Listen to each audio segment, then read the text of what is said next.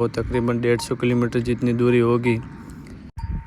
सबसे पहले हमने सब बच्चे साथ में निकल कर सब बच्चों को अपनी अपनी माँ के पास कर दिया और अपनी माँ भी बच्चे को ढूंढने के लिए आ रही थी। उनको पता चल गया है कि हमें यहाँ से आज रवाना होना है, तो मैं निकल पड़ा गायों को बुला के। फिर बच्चे दौड़ रहे थे क्योंकि आज तो पहली बार घर से बाड़े से बाहर निकले थे, इसलिए उनको मज़ा आ रहा था। लेकिन इनको पता नहीं है कि सफ़र लंबा है, मंजिल बहुत दूर है। फिर थोड़ा आगे निकलते ही जो हमारी गाय बियाने वाली थी वो बिया गई।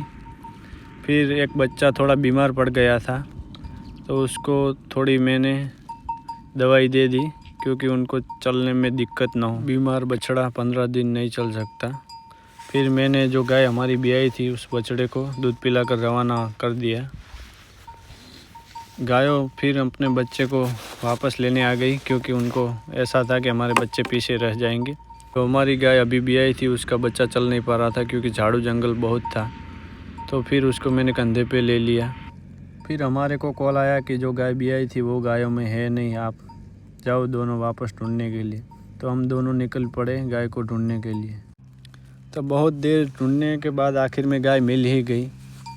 गाय इसलिए वापस चली गई थी क्योंकि जो बच्चा मैंने कंधे पे ले लिया था उसको पता नहीं था। बाद में मैं गाय को लेकर चला आया गायों में, तो आगे ही चारा तैयार था गायों के लिए क्योंकि जंगल में खाने के लिए कुछ है नहीं। फिर आ गए हमारी गायों देखने के लिए मेहमान, और गाय को यहाँ चारा खिला के हम रात आगे रहने वाले हैं। फिर मेहमान की गाड़ी आई थी, इसलिए गायों को दाने की भी व्यवस्था हो गई एक दिन के लिए। फिर हम दाना खिला के बुल को और गायों को, हमारे पास सामान बहुत था इसलिए हम आगे भेजने जा रहे हैं क्योंकि हमें आगे रात रहना है, यहाँ नहीं रहना है। चारा खिलाया था वहाँ क्योंकि वहाँ तालाब नज़दीक है, इसलिए वहाँ ठंडी बहुत पड़ेगी। फिर हम जहाँ को रात रुकने वाले थे वहाँ सब सामान छोड़ के वापस गायों के पास आ जाते हैं। फिर सब बच्चे गायों के साथ करके हम निकल पड़े जहाँ हमने सामान रखा था वहाँ आकर हमने पहले आग जलाई क्योंकि गायों को पता चले कि हमें यहीं रात रुकना है।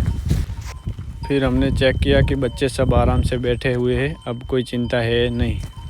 सब गाय अपने अपने बच्चे लेकर बैठ गई है आराम से। तो फिर हमने खाना खाने के लिए गाय का दूध निकाला। दूध निकालने के बाद हमने रोटी सब ने बांट ली। हमारे को जहाँ सोना था वो पथारी रेडी हमने कर दी। फिर मैंने 4 बजे उठकर सब गाय और बच्चे चेक कर लिए। तो दोस्तों ये हमारा फर्स्ट डे था, तो मिलते हैं सेकंड डे पे। जय श्री राम, जय गौ माता।